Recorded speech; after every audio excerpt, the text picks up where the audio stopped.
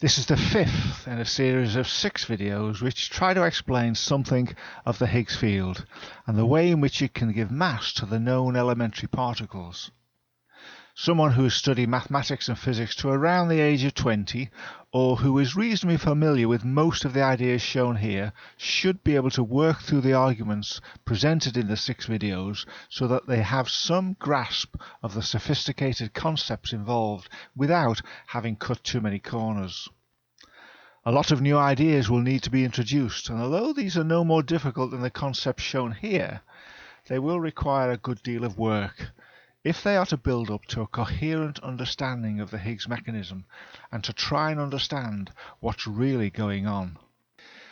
In previous sections we looked at the standard model, and we considered very briefly the Lagrangian approach to discussing the fields in the model. It turned out that in order for the standard model to have any validity, gauge invariance required that the gauge bosons, the force particles of the standard model, must all have zero mass. In practice, although this is true for photons and gluons, it's not the case for the W and Z bosons, the force carriers of the weak force. They have considerable mass, making the force they represent weak and also short range. We're moving towards showing that the Higgs field is somehow responsible for giving these particles their mass. So, Part 5. A discussion of spontaneous symmetry breaking for a complex doublet scalar field, the Higgs field. And this will give us the creation of 3 Goldstone bosons. We'll then see how these can give mass to some of the gauge bosons, namely the W's and the Z. Up to this point, we've said that the Higgs field is a scalar, no direction, but that it is also complex, having 2 parts to it, or 2 components. And although we found it easier to deal with polar coordinates for some calculations, the way we introduced the idea was to express the field as phi equals phi1 plus I phi2, Cartesian coordinates. However, the idea of 2 components to the field, whether you express it in Cartesian or polar coordinates, is not actually enough. The actual Higgs field is what is known as a complex doublet, or strictly speaking, a complex isospin doublet. There's that word, isospin, again. Instead of simply having 2 components, phi1 and phi2, it actually has 4 components, or what might be called 4 degrees of freedom. And we can write this like this. Or if we ignore the root 2 for convenience, we can write it as... Here, phi plus represents a charge field of 2 components, and phi 0 represents a neutral field, also of 2 components. There are 2 charged and 2 neutral bits to this field. Now think about that. At every point in space, this field has 4 values, 4 of what you might call dimensions, but not dimensions of space. There are 4 measurements or 4 components at the same point in space, all of which make up what we call the field at that point. It turns out that both of the charge components and one of the neutral components will give rise to Goldstone bosons, and they will be the things which will give the W plus, W minus and Z0 bosons their mass. The remaining 4th component of the field, which is neutral, will be the usual Higgs boson which has mass, in other words the vibrations up the sides of the valley. Let's try and understand all that from our ideas so far. If we think about this 4-component field and then try to create a Lagrangian for it, I'm sure you can appreciate the difficulty in forming any kind of picture in your mind. Even just thinking about the potential part of the Lagrangian, it's impossible to picture what it might look like. When we consider a straightforward real phi field, we could plot the potential against a single axis for phi. We only had one measure for phi, or one dimension to the field. We could also write down the Lagrangian density. When we had what you might call a 2-dimensional or complex phi field, and I obviously don't mean 2 dimensions in space, we could imagine the potential plotted against an area in the phi1, phi2 plane. We could even write down the Lagrangian density. There is, however, no way that we can visually plot or imagine the potential V against a four-dimensional phi, the complex doublet field. Clearly the mathematics can cope with it, and we're simply going to have to believe what comes out of the mathematics. However, we're not going to attempt to write down the various formulae, but simply try to make it all seem reasonable from what we know. We know that we can always refer back in our minds to the situations with the real field or the two-dimensional complex field. So the first thing that we can say is that there will be some kind of Mexican hat in this multidimensional complex space with a potential energy change with phi 1, phi 2, phi 3 and phi 4, but we just can't imagine it. The second thing to suggest is that it should seem reasonable that we will once again have a neutral Higgs boson. This particle will have mass, as it will be the equivalent of a radial oscillation, the one we've been considering before, this oscillation inside this bizarre Mexican hat, which we can't really imagine. The value of the part of the field which minimizes the potential, the valley, can again be given the letter V, the radius of some kind of valley or other, and it will work out to be given by exactly the same formula as before. Remembering that mu squared is negative, the formula we had was lambda v squared equals a half mu squared, or lambda v squared equals a half m squared. Like before, this would be arrived at by taking the derivative of the potential with respect to phi and equating it to 0. And it will lead, if we play around with it as before, to the mass of the Higgs boson being the square root of 2 lambda v squared. I hope it seems reasonable to assume that we would obtain these same results for vibrations along the radius of this valley, even though we can't imagine what the valley will look like. On top of that normal type of vibration up and down the sides of the weird valley, however, there will now also be 3 Goldstone bosons. Once again, I think that should seem reasonable. Even though we can't really imagine a 4-dimensional valley, the normal valley gave 1 Goldstone boson. 2 extra dimensions will surely give 2 more valleys of some sort, 2 more ways in which the field can vary along the flat without involving potential energy, and therefore another 2 Goldstone bosons. Remembering that this complex doublet phi field has 2 neutral bits and 2 charged bits, and on account of the fact that we know the Higgs boson is neutral and will take 1 bit, then of the Goldstone bosons left, 1 must be neutral and the other 2 will be charged. And although the Higgs boson will have spin 0 and a definite mass, all 3 of the Goldstone bosons will have spin 0 and 0 mass. So the way it works out, the field phi has 2 charged dimensions, and they will go to 2 of the Goldstone bosons. The field also has 2 neutral dimensions, and they will go to the Higgs boson and to 1 of the Goldstone bosons. The Higgs boson will have mass because it is from an oscillation in the field up and down the walls of the valley, whereas all 3 of the Goldstone bosons will have 0 mass as they come from changes of the field around 3 valleys that we can't really picture. So, one of the charge components of phi will give the first Goldstone boson, which will affect the W+. The second charged component of phi will produce a second Goldstone boson, which will somehow affect the W-.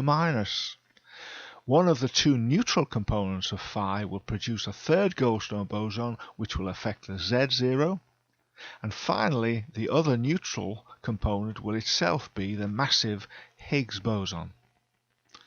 Some people talk about the W+, W-, and Z0 eating the 3 Goldstone bosons, 1 each. In absorbing them in this way, the particles gain mass. The Higgs boson has nothing to do with the 3 Goldstone bosons. It is created in the usual way, oscillating radially in the valley as one part of the complex doublet that is the Higgs field. The 3 Goldstone bosons are produced by oscillations around some kind of multidimensional valley that we can't really imagine. At the bottom of this valley, they have a constant potential, so there's no mass involved in their oscillations. If they were to become separate particles, they'd be massless. On the other hand, we believe that in being taken up by the gauge bosons, the W's and the Z, they give them something extra. They give them mass. And in a way, that's the main thrust or argument in this hand-waving explanation. But accept that it's not really very clear as to how exactly the gauge bosons, the W's and the Z, get their mass. Okay, we may be able to understand or see how they get their charge. We can accept that this complex doublet field has two charged parts to it, and those two bits might go to the W plus and W minus to give them charge. But how exactly does this account for giving them mass as well? How do the W's and Z get their mass from eating the Goldstone bosons? What do we mean by eating? Obviously something more complex is going on when the Goldstone bosons are absorbed by the gauge bosons to give them mass. But what exactly is going on? Well, before we explore that, I think it's probably worth thinking about what are the actual differences between massive and massless particles, and how do they relate, for example, to this idea involving the potential or not involving the potential. Also, how do they relate to the idea of degrees of freedom, which was hinted at earlier? This is going to be important in thinking about the theoretical W and Z bosons with no mass and the actual W and Z bosons with mass. Let's take the potential involvement first. When we talk about a massive particle, a particle with mass, we really mean that when you slow it down, hold on, let me start again. Let me be more field specific. A particle is really a field excitation with frequency and wavelength. So when I say slowing down, I really mean less and less energy. So that means longer wavelengths and lower frequencies. So let's start again.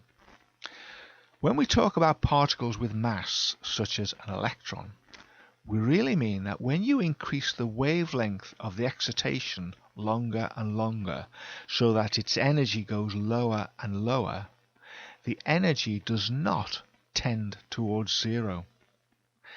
Even at infinite wavelength, because the electron has mass, the energy is not zero. It has a value.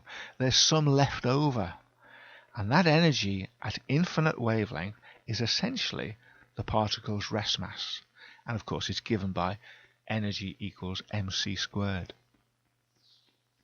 However, when we talk about particles which are massless, we mean that when you increase the wavelength longer and longer so that its energy goes lower and lower, the energy eventually does go to zero at infinite wavelength, and the particle ceases to exist.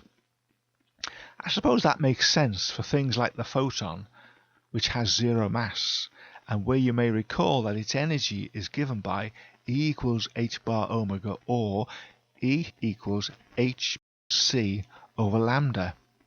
With lambda at infinity, the energy is bound to be zero, so there is no leftover energy, no rest mass for the photon. It also makes sense in terms of the Mexican hat picture that we had, and the idea of potential energy, and sides of the valley or round the valley.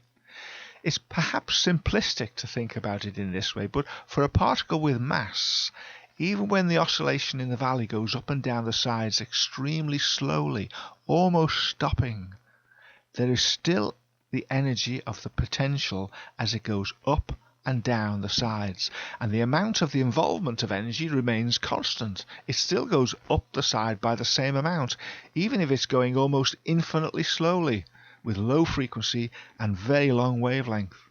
And that energy up the sides is the energy it's left with. Even though it's going up and down the valley super slowly, that's its rest mass, the height up and down the sides of the valley. On the other hand, think about a particle which is massless going round and round the valley. If it's going around extremely slowly, almost stopping, the wavelength of the excitation will be very, very long. And when it becomes infinitely long, and it does actually stop, there is no energy involved. It's at constant potential. The only energy it had before was from the field oscillations as it went round and round from the derivative term in the Lagrangian. Now it's not oscillating, so there's no energy left. There's no rest mass. The particle is massless. So that's one very important distinction between particles with and without mass, energy considerations. But there's another, and it has to do with spin. I'll mention this here because it's going to be important later. Let me clarify which particles we're interested in, the ones we might be talking about here, and let me list the things we know about them. We're not talking about fermions, spin-and-a-half particles, even though I mentioned the electron a moment ago. We're not talking about them at this stage. We're talking about bosons of either spin 0, in the case of the Higgs boson, or bosons of spin 1, in the case of the gauge bosons, the force carriers. When I use the word massive, I mean that the particle has mass, not that it's very, very big, obviously. We're also not particularly thinking about the gluon at this time, so I'll grey it out. We're talking about these particles here, and also the 3 Goldstone bosons that we know will exist from the Higgs field. In other words, we're thinking about the Higgs particle that we've looked at, which is a boson of spin 0 and has mass. The photon, which is a boson of spin 1 and is massless. The W and Z particles are bosons of spin 1, which from theory ought to be massless. We're also thinking about the W and Z particles in practice, because they are bosons of spin 1 which have mass. And then finally we will be thinking about the Goldstone particle, which is a boson of spin 0 and is massless. Something is going on between these particles which end up with the W's and Z bosons getting mass. Now, if we think about the ones highlighted in red, the photon and the theoretical W and Z bosons, the ones suggested by the standard model as having 0 mass, these have spin 1 and mass 0. However, we obviously don't find massless W and Z bosons in the real world, but the photon we certainly do. So for the moment, let's focus on the photon. It's known that the photon can only exist in 2 spin states. Its so-called spin 1 can either be in the direction of its motion or against the direction of its motion. We call these right-handed and left-handed photons. Here we have a simple classical kind of picture showing the photon as a particle travelling from left to right to illustrate what I mean. We say left or right-handed because we imagine holding the axis of the direction of travel and wrapping the fingers of either the right or the left hand around it so that the thumb points in the direction of motion. If the fingers of the right hand point in the direction of rotation around the arrow, then we say that the spin of the particle is right-handed. Similarly, if the fingers of the left hand point in the direction of rotation around the arrow, then we say that the spin of the particle is left-handed. We also rather casually call them spin 1 and spin -1, whereas in fact they are both spin 1 particles. It's the component in the direction of motion that is different. You may sometimes see them with a designated arrow for spin +1 and spin -1. A right-handed spinning photon is given a spin component of +1 in the direction of travel, and a left-handed spinning photon is given a spin component of -1 opposite to the direction of travel. I'm labouring this point because quantum mechanics is clear that the component of spin can only be +1 right-handed or -1 left-handed for a massless particle such as a photon. It can't be sideways. Now, if you study quantum mechanics to a certain level, this may come as a surprise. Don't worry if you haven't, but some people will recall that for a particle with overall spin 1, we might expect the allowable values of the components of spin in the direction of travel to be +1, 0, and -1. That's 3 possible values. However, on account of the fact that the photon is massless and travels at the speed of light, it has no rest frame, and so the zero component of spin can't exist. Now, the rigorous argument to explain this is complicated. There is a simplistic classical argument which is reasonably persuasive and probably worth giving, but it shouldn't be thought of as definitive, and I'll give it here. Here it is. If we think about electromagnetic waves such as light in the classical sense rather than as photons, we know that they are transverse waves and can only be polarized in two directions at right angles to the motion. Let me call these vertical and horizontal, where here I'm considering only the electric field and I'm ignoring the magnetic field. They clearly cannot be polarized in the third direction, along the direction of travel. They can't be longitudinal waves. The wave is travelling at the speed of light and is nothing like, say, sound waves, where the oscillation is along the direction of travel. You could say that with these electromagnetic waves, there can only be 2 degrees of freedom in terms of how it can be polarized, vertical and horizontal. Bear that in mind, 2, that number 2. It might also be useful to think about circular polarization of light if you've heard about it. Light can have what's called a helicity equal to +1 if the electric and magnetic fields rotate clockwise in the direction of travel, and it has a helicity of -1 if the electric and magnetic fields rotate anti-clockwise in the direction of travel. Clearly, these are the only 2 possibilities if we're talking about helicity. This is not strictly the same as the spin of the photon, but it's a useful picture to help you to accept that the photon can only have 2 spin components, +1 and -1. It cannot have a spin component of 0.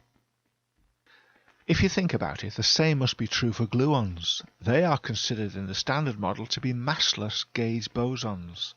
In that sense, they're like the photon. And even though they carry the colour charge of the strong interaction, they are still limited to having only 2 polarization states, which we might loosely call 2 spin values of +1 and -1. And the same is true for the W and Z bosons of the weak interaction, at least in theory. They are massless in theory, and they can only have 2 spin states, +1 and -1, in theory. On the other hand, real W and Z bosons, of course, have mass. They are spin 1 bosons, like the others, but with mass, and that mass has an effect on the possible spin states for these real W and Z bosons. They actually have 3 degrees of freedom in this respect. Even though they have spin equal to 1, they can have spin states of +1, 0, and -1, in line with what basic quantum mechanics predicts. So being different from photons in having mass also means being different in the possible spin states that a particle can have. How can we try and understand this, at least in simplistic terms? Well, remember, the photon is massless and travels at the speed of light. This means in one sense that we can never, even in principle, catch up with it. We can never look at it in the rest frame. As we get closer and closer to the speed of light, chasing after a photon, the wavelength of the photon gets longer and longer. It would tend in the limit to have a wavelength that would be infinite, which means no energy left over to give it rest mass. Remember, the energy is h bar omega, or h bar c over lambda. And as lambda tends to infinity, the energy tends to 0. This is also true of the theoretical W and Z bosons. With 0 mass, they will be travelling at the speed of light. If we could chase after one of them faster and faster towards the speed of light but never reaching it, the wavelength would stretch towards infinity, which means less and less energy, no rest mass. On the other hand, the actual W and Z bosons, as opposed to those predicted by the standard model, have mass. They travel at speeds less than the velocity of light. Also, being spin 1 bosons, quantum mechanics predicts that the spin components along a particular direction, such as the direction of travel for these particles with mass, can take values of +1, 0 and -1. If such a massive boson travelled past us to the right with spin +1, it would be spinning clockwise around the direction of its travel as we watched it move away. Then, presumably, because it's travelling at less than the speed of light, we could, in principle, catch up with it, overtake it. And at some point later, when we've passed it, we could be travelling faster than it. And this would mean that we could then watch it travelling away from us backwards.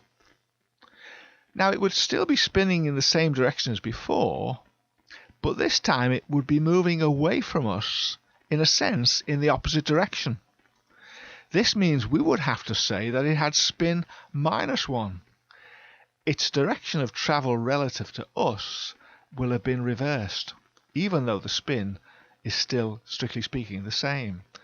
So exactly the same boson would now be designated by us as having a spin component of -1. Presumably also, as we overtook it, the moment we overtook it, if we stayed at rest with respect to it, we would see it in its rest frame. We would then see, or could then see, 3 different possibilities for the spin orientations, +1, 0 and -1 with respect to a chosen axis. Now let's be clear, the description that I've just given of spinning balls and the like is not the way quantum mechanics and quantum field theory really look at things. It does, however, in my opinion, help us at a simple level to accept the idea that massive particles with spin 1 have 3 degrees of freedom in relation to that spin, and the spin state can be +1, 0 and -1, whereas massless particles of spin 1 only have 2 degrees of freedom with values +1 and -1. Now this idea will be fundamental to having some level of understanding as to why some initially massless particles like the theoretical W and Z gain mass via the Higgs mechanism. So in principle, for an actual spin 1 boson like the W or Z which have mass, the 3 spin states +1, 0 and -1 could be detected. It would be said to have 3 degrees of freedom. The so-called massless W and Z bosons predicted by the Standard Model, even though they have spin 1, would only have 2 degrees of freedom, as the photon does. It would only have 2 spin states +1 and -1. Okay, I know I've laboured that point, so let's move on. I'd said that we can now begin to talk about exactly how the Z and W bosons obtain their mass. I'd gone on about spin states and the relationship with mass because that will enter into the argument used to explain the mass of these particles when they gain it. If you remember, we had been looking at some of the gauge bosons. We've been looking at the Higgs particle as a boson of spin 0 which has mass. This is the particle vibrating radially in the value of the Higgs field. There was the photon which is a boson of spin 1 which is definitely massless. This has to do with the vibrations in the electromagnetic field. The W and Z particles from the theory, the Standard Model theory, are bosons of spin 1 and ought to be massless. They are from vibrations in what we assume are the fields of W and Z. However, we also need to think about the W and Z particles which occur in practice. They are bosons of spin 1, which have mass, and that's our problem. But there's one other boson that we now need to be thinking about. Along with the Higgs boson, we have to consider the Goldstone boson, or 3 of them. This particle is a boson of spin 0 which is massless. Most of the particles in this list have been touched upon. in connection with spin and mass, at least thinking in classical terms, but I've not really mentioned the massless Goldstone boson of spin 0. As we now know, this came about from the spontaneous breaking of the continuous symmetry of the Lagrangian for the Higgs field, which left us not only with the massive Higgs boson up and down the sides of the valley, but also produced 3 massless scalars, or Goldstone bosons, corresponding to fluctuations of the field around what might be called the chosen vacuum, with no changes in the potential energy. What can we say about these 3 Goldstone bosons other than the fact that they have 0 spin and 0 mass? Well, we can also say that in terms of spin, they only have 1 degree of freedom. Looking at our 2-dimensional field case, we know that the 1 Goldstone boson that was produced came about from the fluctuations of the field around the chosen vacuum, the valley, and the field varies as shown here, but it only has 1 spin option, 0, which means 1 degree of freedom. So here's our situation for the various bosons in the standard model, the 4 gauge bosons and the Higgs boson. In terms of spins and masses and things, the gluon and the photon appear to be no problem, at least superficially. The standard model, as it is depicted here, seems to predict what we actually find in nature, mass 0 and spin 1 for both of those particles. So we'll ignore them and grey both of them out. I'll return to them later, but for now we'll concentrate on the others. It's in the area of the Z and W bosons that we seem to have problems that we can appreciate, as well as, in a sense, problems from the Higgs giving Goldstone bosons. Let me detail the problems. Remember, the Higgs field was taken to be a complex doublet scalar field, which after spontaneous breaking of the continuous symmetry produced 4 particles. The massive neutral spin 0 Higgs boson, which has since been found in 2012, and the 3 spin 0 bosons called Goldstone bosons, each with 1 degree of freedom of spin. One of these is neutral, and the other 2 have charge associated with them. These 3 Goldstone bosons have certainly not been found in nature, and you can't argue that perhaps they've not been found because they're too massive and require a large amount of energy to produce them. They are massless, like the photon.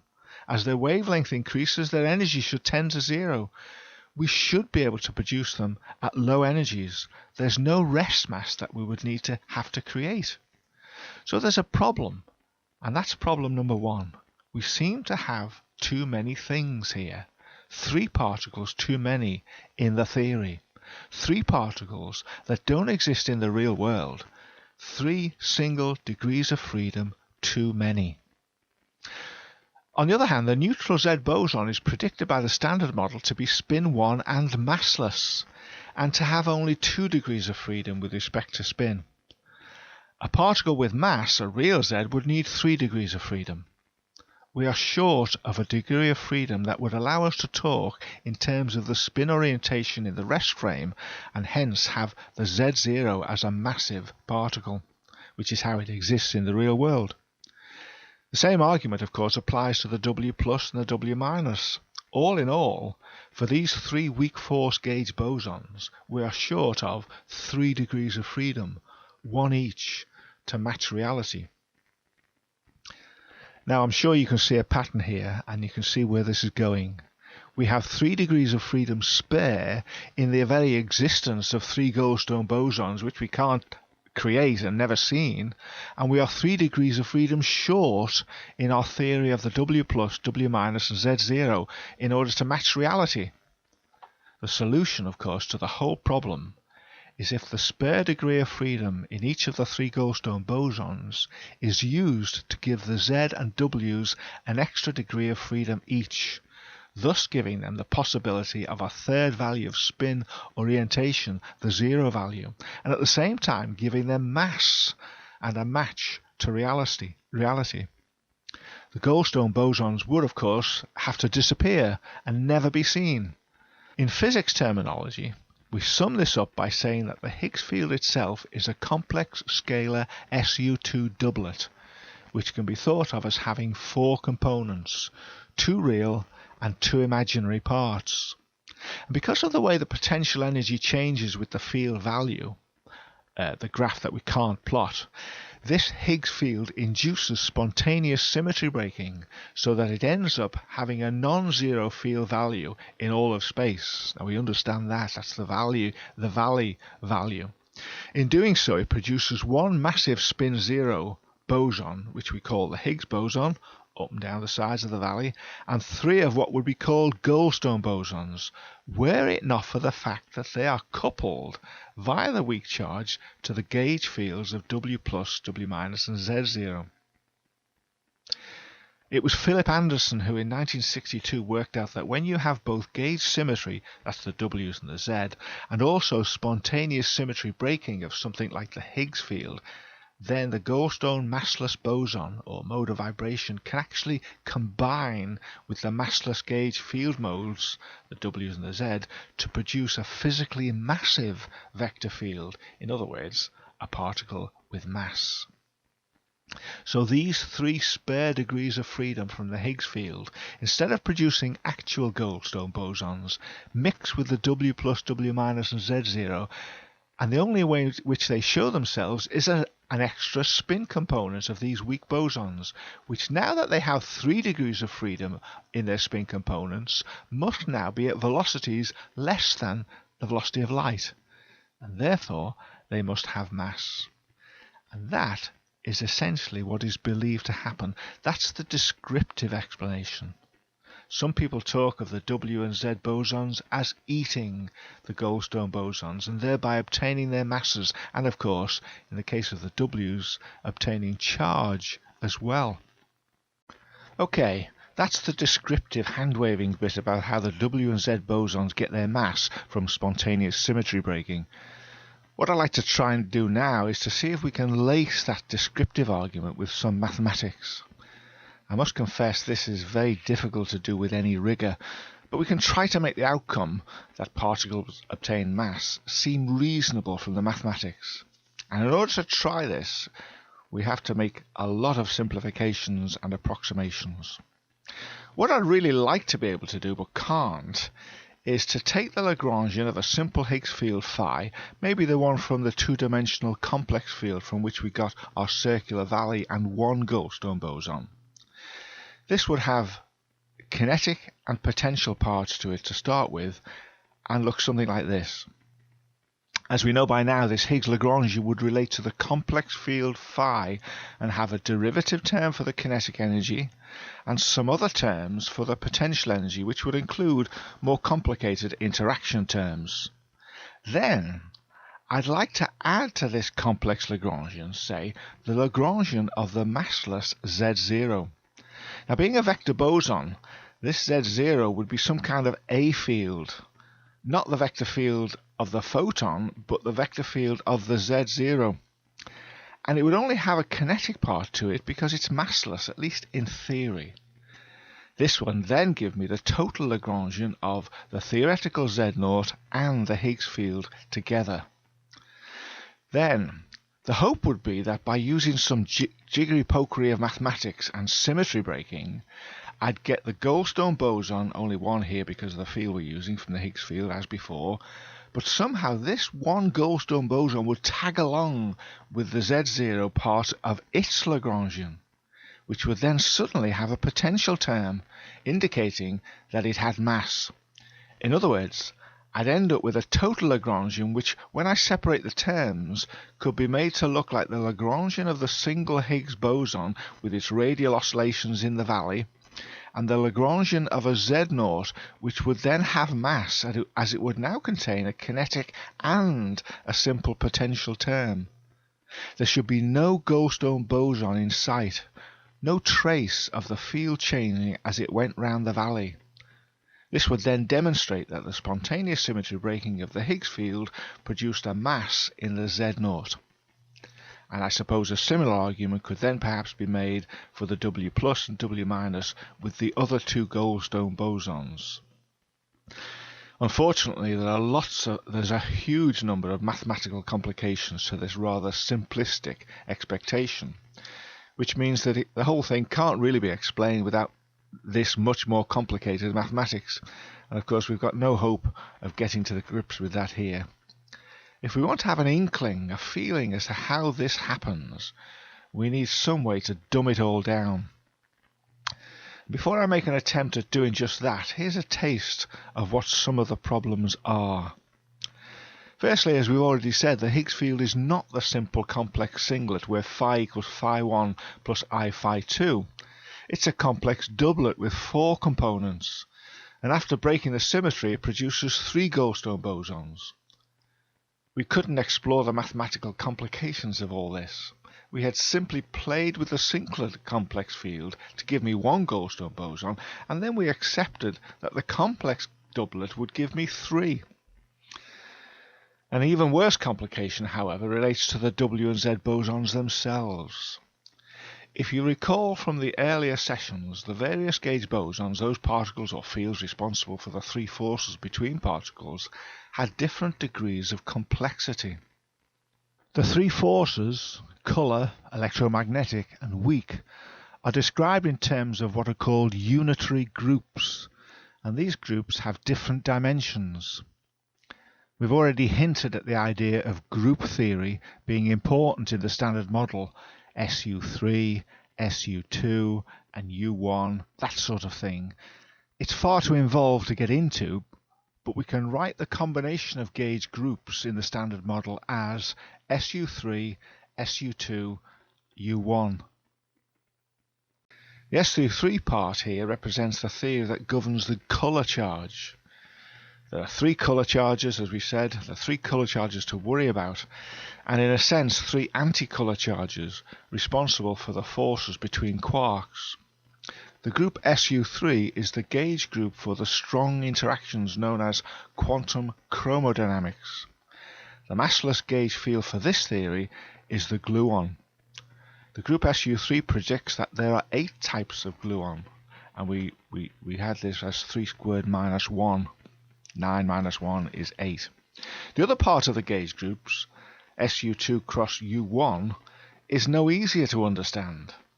We've been taking the simplistic line that U1 refers straightforwardly to electromagnetism and its single massless gauge boson known to everyone as the photon. This left us with the SU2 bit, which with that kind of thinking must refer to the weak interaction. The group SU2 has 3 generators of gauge symmetry, and that would give us 3 massless gauge bosons to mediate the weak nuclear force, again using the same kind of formula, 2 squared minus 1, 4 minus 1 equals 3. We know, of course, that that's not really correct, because the 3 bosons, Z0, W plus and W minus, have mass. But there are even more complications than that. Let me touch upon this as best I can, which may involve me making some sweeping and not wholly accurate statements, but will give the gist of what really happens. Apart from the gluons, the other massless gauge bosons predicted by the standard model are not actually what we have had in our diagrams before. The gluons are fine, but the photons and WZ bosons don't actually come up in the theory in the way we've come to expect, or in the way that I've been suggesting. The theory actually gives for the 4 gauge bosons the gluon, the B boson, and what have been called the W1, W2 and W3 bosons. We have a B boson. What's that all about? A W3, a W1 and W2 bosons. Well, these 4 particles are not the ones we see in practice. We actually see the photon, the Z0, the W plus and the W minus. In fact, you could say that the B, W1, W2 and W3 are to do with the fact that the weak interaction is, strictly speaking, unified or connected with electromagnetism at one level. The two forces of nature, weak and electromagnetic, only separate when the Higgs mechanism comes into play, when spontaneous symmetry breaking takes place. Without going into the detail, the B boson is a U1 gauge boson, a bit like the photon, and it relates to the force between the weak hypercharges in a similar way to the way the photon relates to the force between electrical charges. The B field kind of has electromagnetic and weak force connections, what you might call Q for charge and T3 for weak hypercharge connections.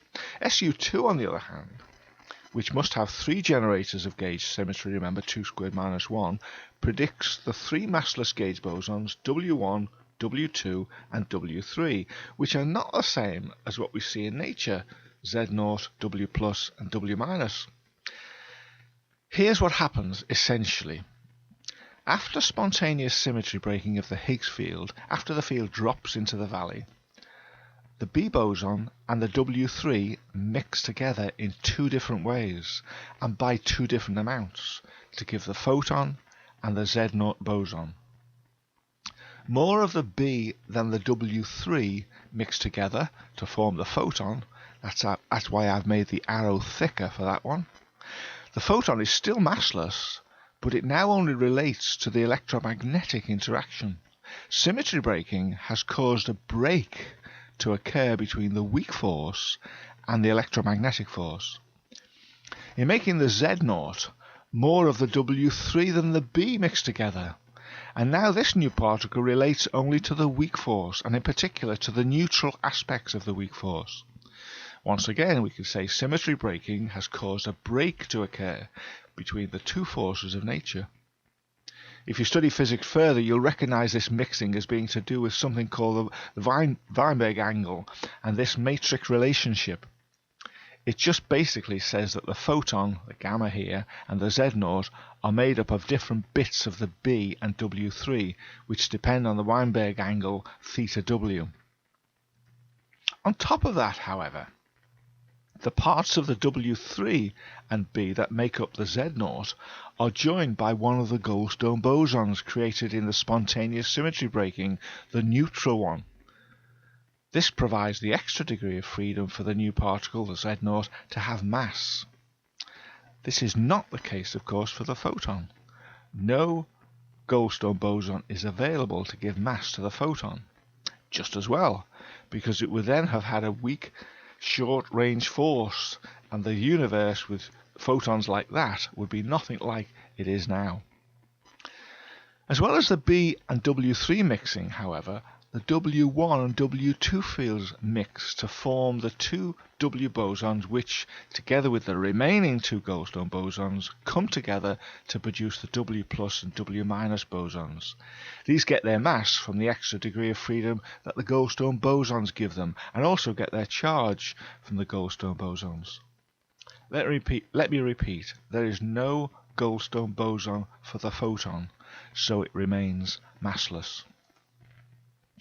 As I mentioned earlier, some people use the language that three of the theoretical gauge bosons, that's the W1, W2 and W3, have mixed or have eaten the three Goldstone bosons to give them the extra degree of freedom and give them mass. However, this eating does more than that. It breaks apart what we might call the original electroweak bosons, the B, the W1, W2, W3, into separate forces. The separate forces of the electromagnetic force and the weak force. In a sense, the Higgs vacuum expectation value, where it drops into the valley, the fact that the field has to have a non-zero value in order for the potential to be at a minimum, is what breaks electroweak symmetry. It breaks apart the previously single force, electroweak, into two separate forces of nature, the electromagnetic force and the weak force. I guess by now you realize that we can't see, by using simple classical pictures and ideas, how things like the Z0 get their mass. We can't picture a bit of a B field wave excitation or wave mixing with a W3 wave and a neutral Goldstone wave, and the interference of these giving a sensible illustration of a particle which then has mass. The understanding is in the mathematics, and it's unfortunate that at this level we can't really do the maths properly to see the Z or the W's get mass from the Goldstone bosons. It's far too complicated at this level.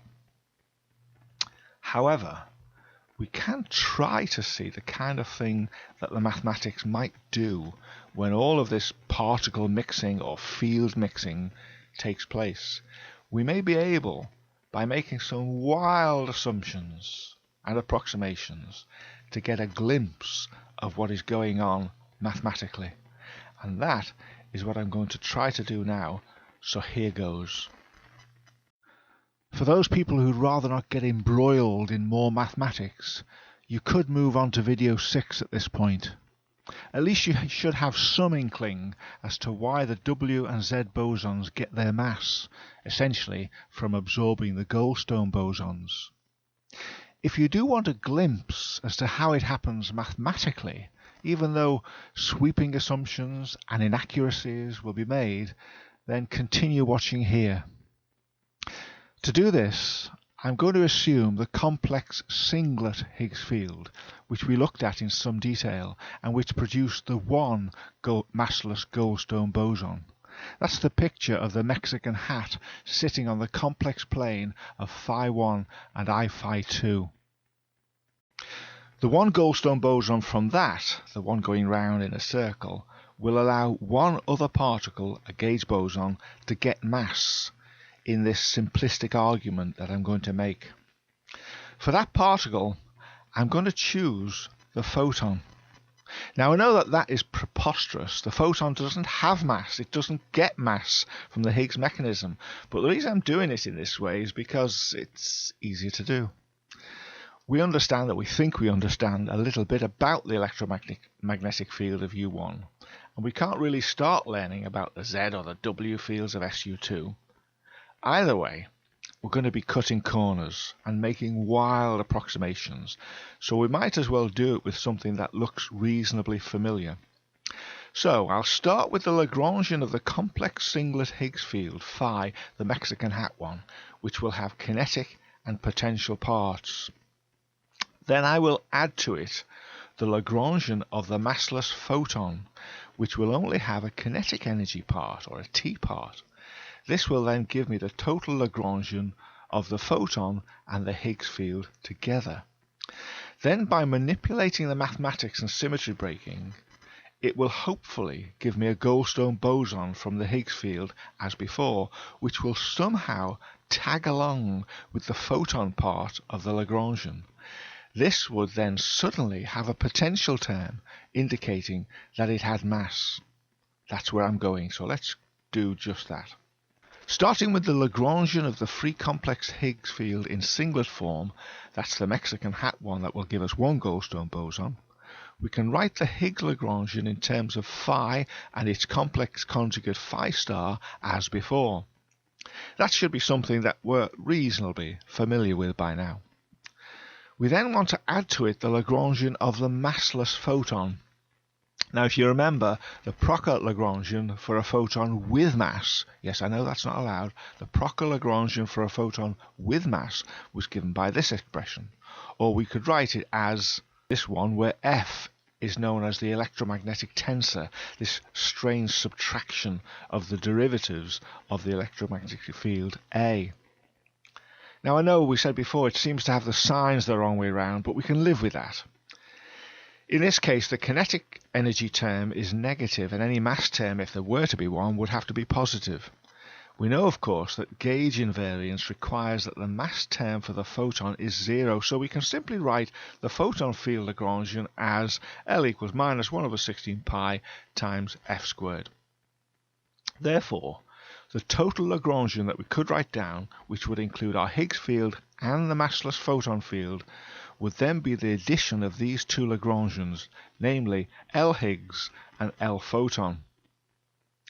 If you're starting to get confused as to where I'm going, remember this. The theory predicts that the mass of the photon is 0. it cannot have a mass term in its Lagrangian. However, if after symmetry breaking of another field like the Higgs, the two fields somehow mix together, if I can use that expression, and if the Higgs field produces a term in its Lagrangian which looks exactly like a mass term for the photon, namely some constant times a squared, then the photon Lagrangian can take that term. It would then essentially mean that the photon would have mass. The photon would have eaten something from the Higgs field. It would have gained its extra degree of freedom.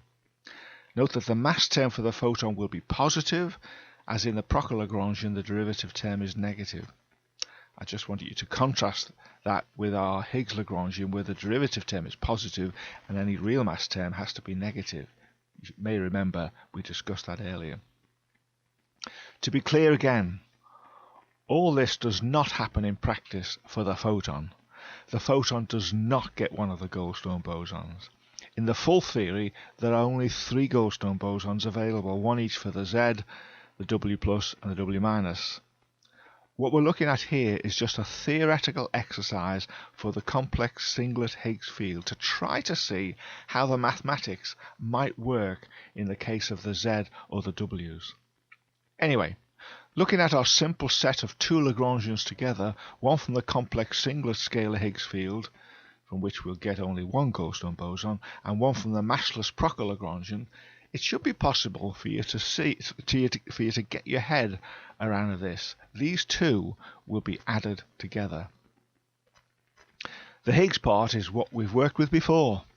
This Higgs Lagrangian has a derivative term squared, which we're used to by now, and which represents the kinetic energy in the Higgs field per unit of space-time. We also have a term for the potential energy per unit of space-time, and there are 2 parts to this. The first is the usual field squared part for the normal potential energy of a field, and the second is the quartic term of self-interaction energy, which we're not going to ignore just yet. The photon Lagrangian, on the other hand, only has one term in it. Well, you might disagree, but this is one big messy derivative term squared.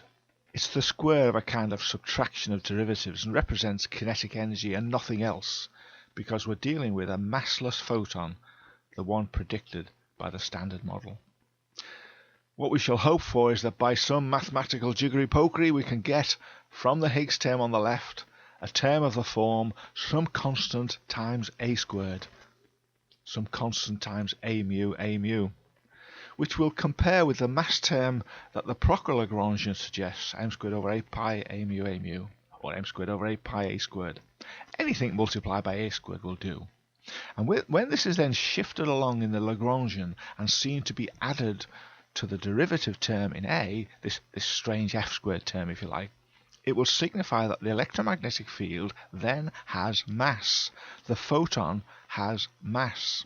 At the same time, where we had a term for a Goldstone boson in our earlier calculation, which if you remember was in d omega squared, the thing that appeared after we shifted the zero of the field to the valley, we should now have no such term.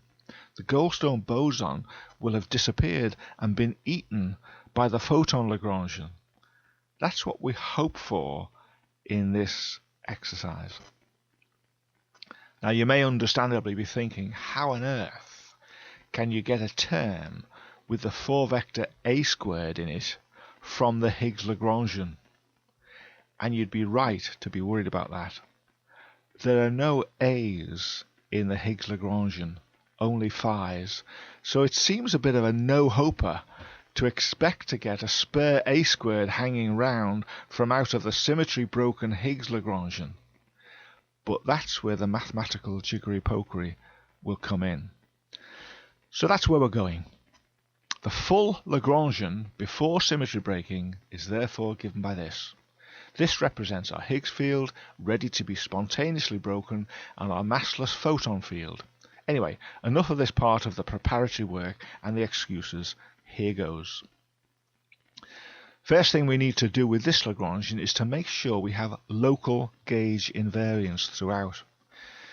If you remember, a pivotal requirement of the standard model is that you should be able to shift a field and leave anything that's measurable unchanged. So that means leave the Lagrangian unchanged. More than that, you need to be able to shift the field not just globally, everywhere the same, every time the same, but what is called locally, where different places or different times can be shifted by different but predictable amounts.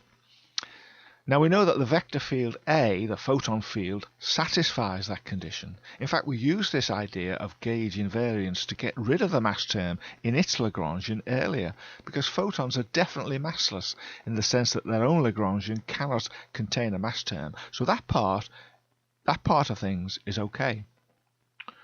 What we need to check before we can go any further is that the Higgs part of the Lagrangian, and this is where we'll hopefully get an A squared term to be allied later with the photon field. We need to check the gauge invariance of that. In checking the gauge invariance of the Higgs side of things, we require that the scalar field phi should be invariant under a local gauge transformation. So let's think about what could be added to it such that the measurables won't change. A bit like we've done before, let's take a scalar function of space-time which we'll call alpha. Something which changes as you move in space or you change time. It's a function of what we call x mu, time and space. When we were dealing with the vector field A, we added the derivative of this alpha to check for gauge invariance. This time, as we're dealing with a scalar field and we have a kind of rotational symmetry in the Mexican hat, we will multiply the Higgs field phi by e to the I alpha. This means that phi will change to something different called phi dashed. Clearly also the complex conjugate of phi will change and will effectively be multiplied by e to the minus I alpha.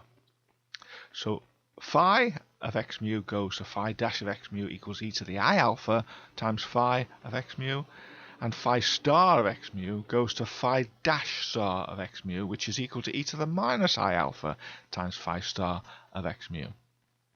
Perhaps it's easier to take this in if we ignore the x mu's and just say that phi goes to phi dash, which is e to the I alpha phi, and phi star goes to phi dash star, which is e to the minus I alpha times phi star. What we're saying is that because alpha is a function of x mu, each point in space-time will get a different multiplier of the phi at that point, which is exactly what we want for gauge invariance for no change in the measurables.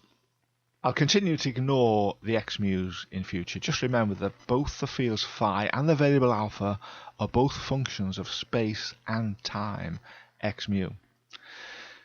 But we need now to make sure that if we did all that multiplying of phi and changing to phi dash, it would not have any effect on the Higgs side of our Lagrangian. In other words, it wouldn't change.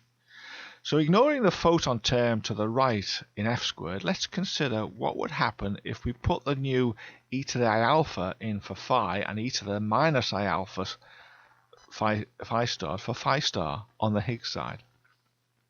I think it should be obvious, if you look at it, that the potential part will remain unchanged. Multiplying phi by phi star to get phi squared will only add e to the I alpha times e to the minus alpha I alpha, which is equal to 1. So phi star phi stays the same under this substitution, and of course so does its square in the other term. The problem, however, may arise with the square of the derivative term, so let's look at that. Let's see if it will change when we make the substitution. We don't want it to, but let's see.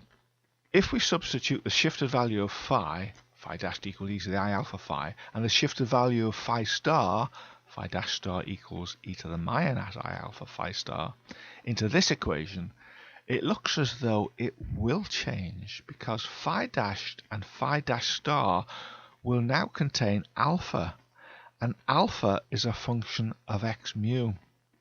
So each thing to be differentiated here has two things in it that are function of x mu, space and time. This means that when we do these differentiations, we need to use a function of a function. And this will have to be differentiated by parts, and doing that is going to give some extra things. So if we do the differentiations, it's fairly easy, we get the following. And if you multiply these two brackets out, some terms disappear and we end up with this. Bear in mind, we had hoped it would stay as just the last term here. We wanted this to become this, but it's given us more. The field phi seems as though it is not gauge invariant, at least as it stands. There are these extra delta alpha type terms in it after what should have been a gauge transformation. It has changed our Lagrangian, and we don't have gauge invariance for phi. Now that, in a sense, puts the blocks on us going any further. Unless, of course, we can make it gauge invariant by somehow getting rid of these terms, maybe by adding something else legitimately. We need to add some new terms whose variation will compensate for these delta alpha terms. As a first step in this direction, one could attempt to construct a different type of derivative, a modified derivative. If you remember, our shorthand delta was a derivative such that when applied to a scalar field and then squared, multiplied by the complex conjugate, gave 4 terms. And we took all of this as being, along with a half multiplier if you remember, the kinetic energy of the field. 4 terms, which we write as 1, 4 terms for the kinetic energy of the field. Suppose that instead of the usual delta like this, or d if you like, we could legitimately invent a new derivative. And we'll call it uppercase D rather than delta. And we'll define it in such a way that it gave the gauge invariance that we wanted for phi. In other words, so that d of the new phi dash starred times d of the new phi dashed will equal d of the old phi starred times d of the old phi. Now if we can invent a d that will do that, we will have gauge invariance, providing it's all legitimate. In other words, the kinetic energy term with this new d, rather than the old delta, won't change. If such a derivative exists, we could then simply replace the ordinary derivative delta by d in the Lagrangian, and we would have invariance of the phi field under local gauge transformations. We'll also have a new way of writing our Lagrangian, but that's okay. We'll have capital D's in it, uppercase D's in it. In order to construct this new derivative, uppercase D, clearly it must contain something that will get rid of those unwanted terms in delta alpha, which we got when we did the transformation using delta. Well, it turns out that one possibility is to define uppercase D in the following way, so that it includes a 4-vector A. Uppercase D mu phi equals delta mu minus IA mu phi. It can also be written without the mu's. Or we could even write it as uppercase D phi equals delta phi minus IA phi. This is called the covariant derivative. Now at this stage, I'm not saying that this 4-vector A is the electromagnetic field vector. It's just a 4-vector, which in a sense is shifting the differential operator delta in a strange way. Later, we may be able to say that this has to be the electromagnetic field vector for some reason, but not yet. In fact, the A phi part of this is actually adding an interaction between the phi field and the A field, and we will actually eventually think of this as an interaction between the photon field and the Higgs field. But at this point here, it's just a field, and we've chosen the symbol A only because we know where things are going. Okay, would this shifted derivative work? Would it make sense? Well, the only way to find out is to do exactly the same exercise on the derivative part of the Higgs field that we did a moment ago, but this time, instead of using delta, use uppercase D. It may work. In other words, we may get the same answer for the derivative term of the phi field, or we may have to make yet another legitimate adjustment somewhere. Whatever happens, we would like to find that uppercase D of the new phi dash star times D of the new phi dashed will equal D of the old phi starred times D of the old phi, for phi dashed equal to our shifted value of phi. Just to reiterate, we're just looking at the kinetic energy of the Higgs Lagrangian, which gave us problems before. It wasn't gauge invariant. You can see that we've got this big D operator acting on the shifted fields, and we're hoping that it gives the same as when it acts on the original fields.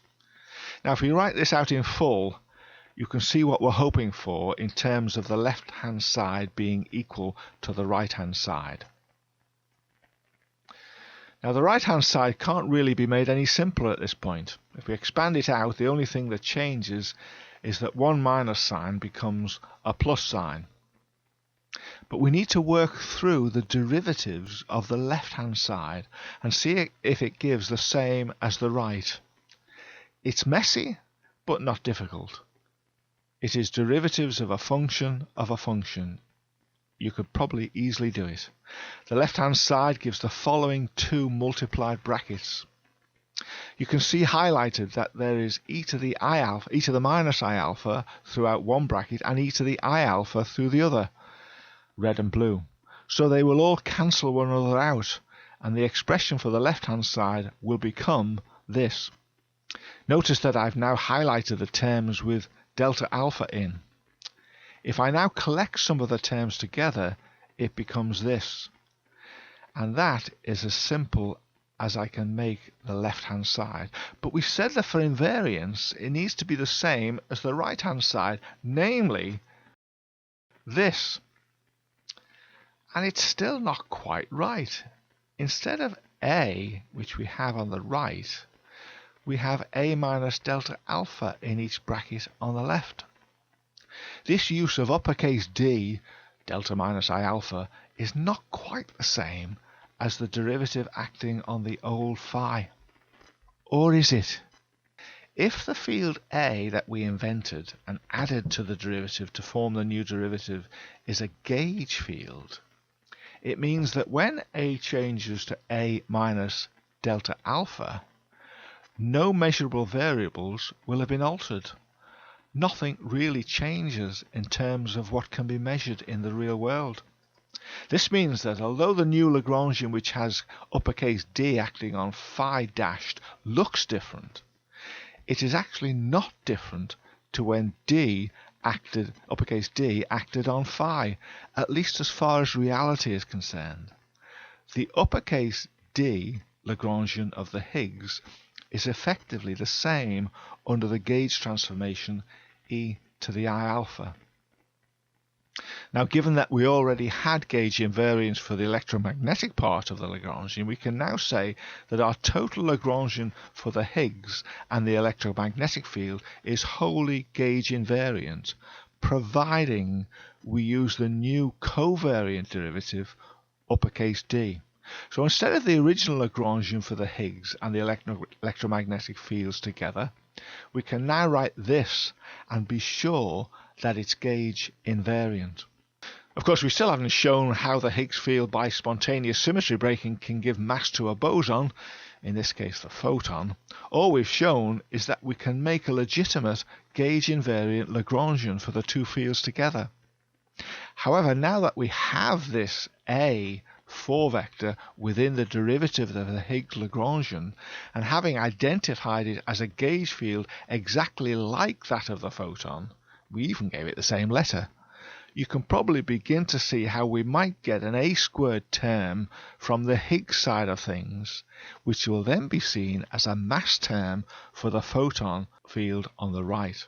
By the way, this new type of derivative, uppercase D, is called a covariant derivative, and covariant derivatives play a very important role in gauge theories. What we need to do now is take this combined Lagrangian and perform the symmetry breaking exercise on it that we did earlier for the Mexican hat situation, the one where we shifted the zero of the field to be somewhere in the valley rather than on the hill. On that occasion it gave us not only the Higgs boson but also a massless Goldstone boson to do with the field changing around the valley. We only have the one Goldstone boson because we're only dealing with the singlet complex field rather than the full doublet.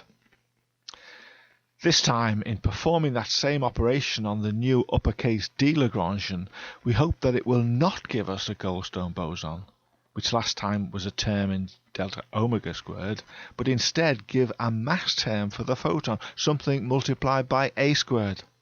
The photon, if you like, will have eaten the Goldstone boson to give the photon its extra degree of freedom and hence its mass.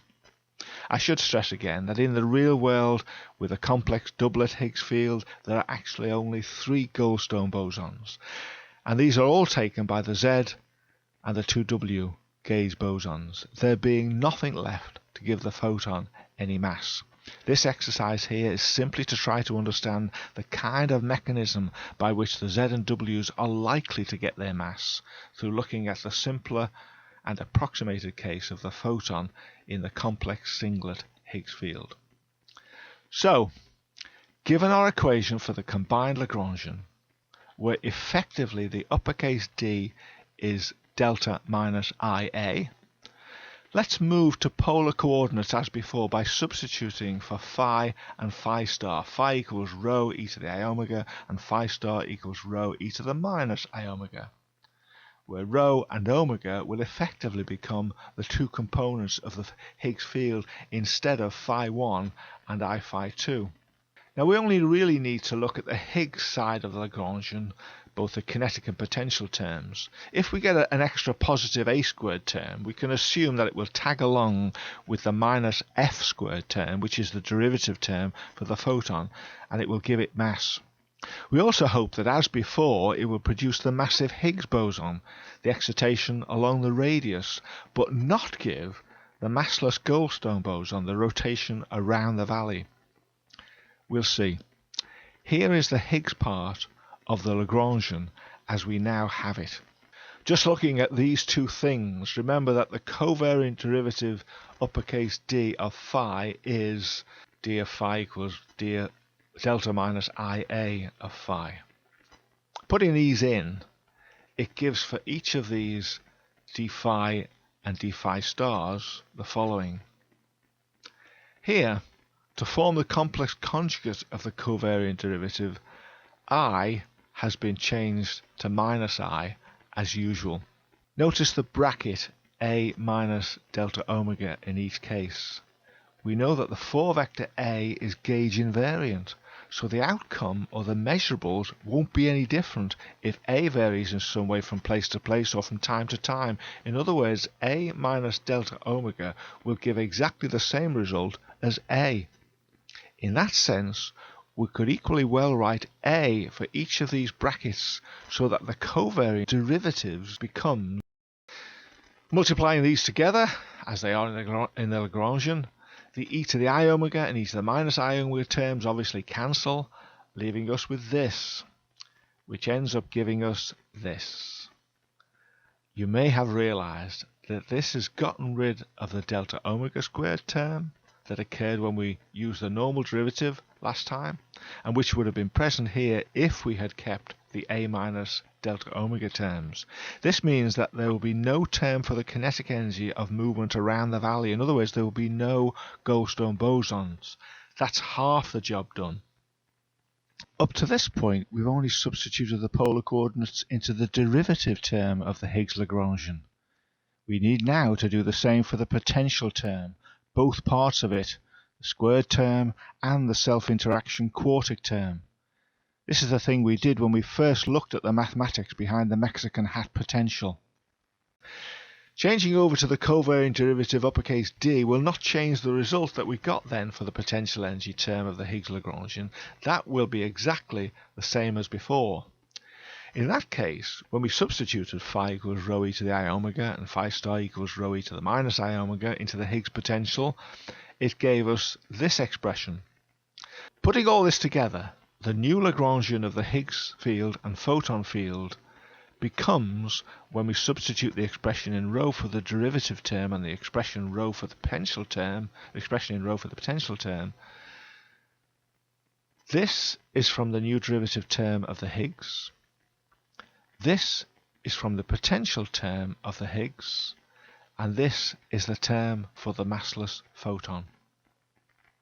The second term, as a term in A squared, can now be moved over to the right, to the photon part of the Lagrangian.